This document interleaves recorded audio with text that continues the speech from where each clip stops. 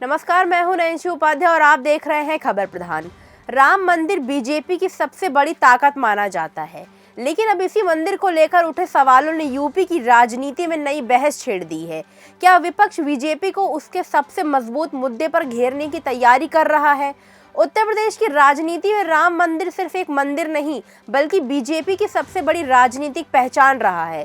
पिछले 3 दशकों में बीजेपी ने राम मंदिर आंदोलन को अपनी राजनीति का अहम हिस्सा बनाया। अयोध्या में राम मंदिर बनने और प्राण प्रतिष्ठा के बाद ऐसा लगा कि अब इस मुद्दे पर राजनीति लगभग खत्म हो गई है, लेकिन अब राम मंदिर के चढ़ावा में चोरी और गड़बड़ी के आरोपों ने इस मुद्दे को फिर चर्चा में ला दिया है। विपक्ष का कहना है कि ये सिर्फ पैसों का मामला नहीं, बल्कि करोड़ों श्रद्धालुओं की आस्था और मंदिर के प्रबंधन से जुड़ा सवाल है। कांग्रेस और समाजवादी पार्टी को लगता है कि अगर इस मुद्दे पर बीजेपी को घेरा जाए तो 2027 के विधानसभा चुनाव से पहले नया राजनीतिक माहौल बन सकता है। यही वजह है कि कांग्रेस ने भी अपनी रणनीति बदली है। पहले पार्टी राम मंदिर जैसे मुद्दों पर खुलकर बोलने से बचती थी, लेकिन अब वे मंदिर का विरोध नहीं कर रही, बल्कि ये सवाल पूछ रही है कि मंदिर का प्रबंधन कितना पारदर्शी है और चढ़ावे का हिसाब सही तरीके से रखा जाए या नहीं।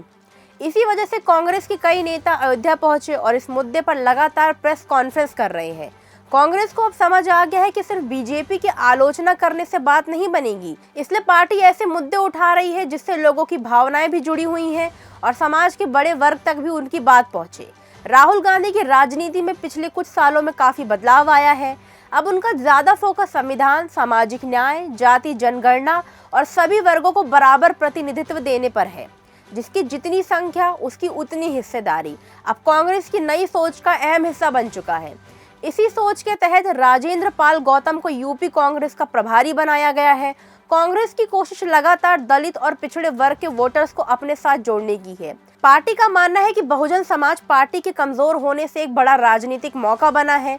वहीं 2024 के लोकसभा चुनाव के नतीजों के से कांग्रेस का भरोसा और बढ़ा। दूसरी तरफ समाजवादी पार्टी भी इसी रणनीति पर काम कर रही है। अखिलेश यादव लगातार पीडीए यानी पिछड़ा, दलित और अल्पसंख्यक की बात कर रहे हैं। राम मंदिर चढ़ावा विवाद पर उनके लगातार बयान भी यही दिखाते हैं कि विपक्ष अब बीजेपी को उससे सबसे मजबूत मुद्दे पर ही चुनौती देना चाहती है। हालांकि विपक्ष के लिए ये आसान नहीं होगा। पिछले 1 दशक में बीजेपी ने दलित समाज के बीच अपनी मजबूत पकड़ बनाई है। सरकारी योजनाएं, बूथ स्तर का मजबूत संगठन और हिंदुत्व की राजनीति आज भी बीजेपी की सबसे बड़ी ताकत मानी जाती है। यानी आने वाले समय में यूपी की राजनीति और दिलचस्प होने वाली है। अब मुकाबला सिर्फ विकास और चुनावी वादों का नहीं, बल्कि आस्था, सामाजिक न्याय और राजनीतिक रणनीति का भी होगा। 2027 का चुनाव भले ही अभी दूर हो, लेकिन उसकी तैयारी और सियासत अभी से तेज हो चुकी है। अगर आपको वीडियो पसंद आया हो तो लाइक जरूर कीजिएगा। वीडियो अच्छा लगा हो तो लाइक कीजिए, शेयर कीजिए और कमेंट बॉक्स में हमें ज़रूर बताइए।